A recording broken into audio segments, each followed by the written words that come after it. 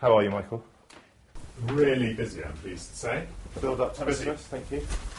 Mainly work, actually. Thank you very much indeed. As Shadow Chancellor, you faced Gordon Brown from across the dispatch box.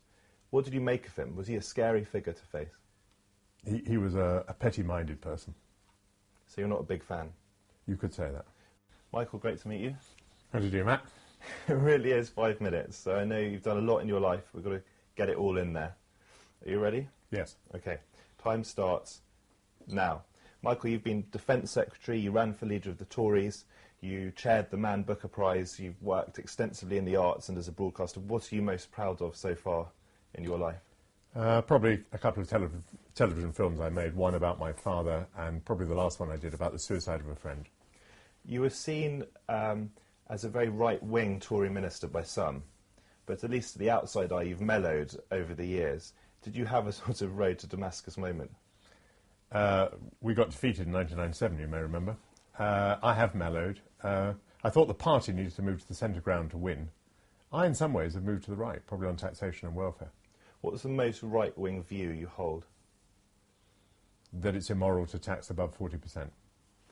Now, you made a documentary about finding a humane way to execute people. What would you say to those people who say killing is inhumane, full stop? It may well be. I was making a dispassionate film about countries that have death penalties and whether they could kill the people that they're going to kill anyway more humanely. Who do you blame for not having, as many think you should have done, led the Tories and possibly been Prime Minister? Myself.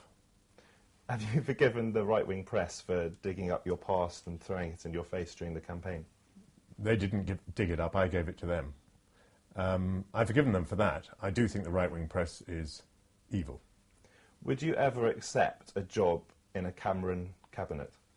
No, I'm too happy doing what I'm doing. What are you up to at the moment? A mixture of broadcasting and writing and public speaking and doing things I never dreamt of, like chairing the Man Booker Prize. Do you think that George Osborne is doing a good enough job as Shadow Chancellor? Yes, I regret the accident he had on the yacht, but he's doing a good job. If I were to hold... These are the shortest answers I've ever had in any of these interviews, so this is brilliant, particularly from a former politician. If I held a gun to your head, Michael, who do you really think will win the next general election? I think it would be a hung parliament, but Labour is likely to be the bigger party.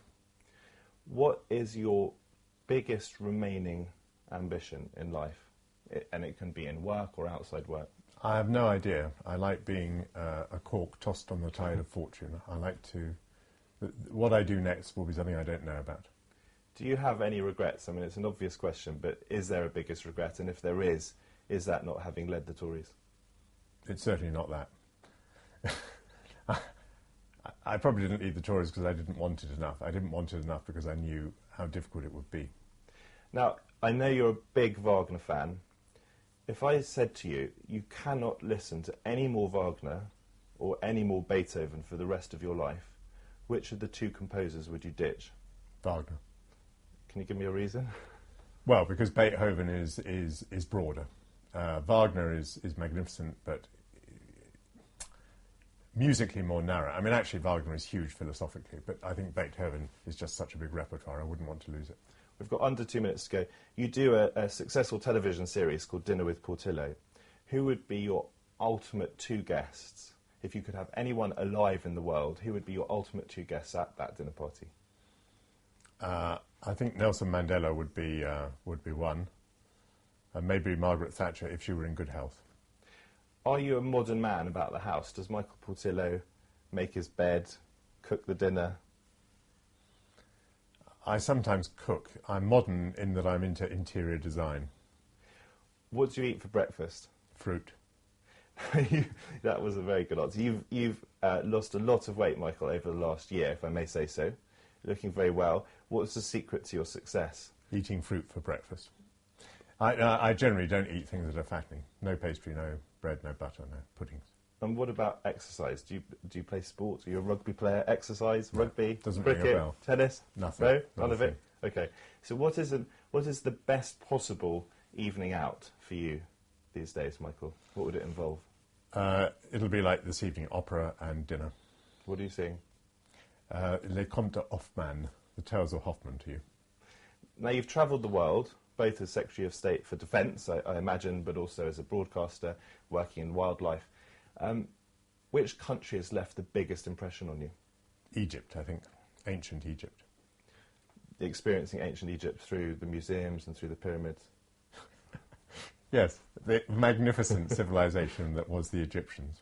Wonderful artefacts. I'm just trying to deal with the one-word answers. Last question. Can you say, my name is Michael Portillo and I was Secretary of State for Defence in Spanish? Soy Michael Portillo y era Ministro de Defensa. Time is up. Great to meet you, Michael. Good to see you, Matt. That was, I have to say, it was almost certainly the most entertaining. It was easily the most difficult interview because you really did keep your answers. Exhausted your questions.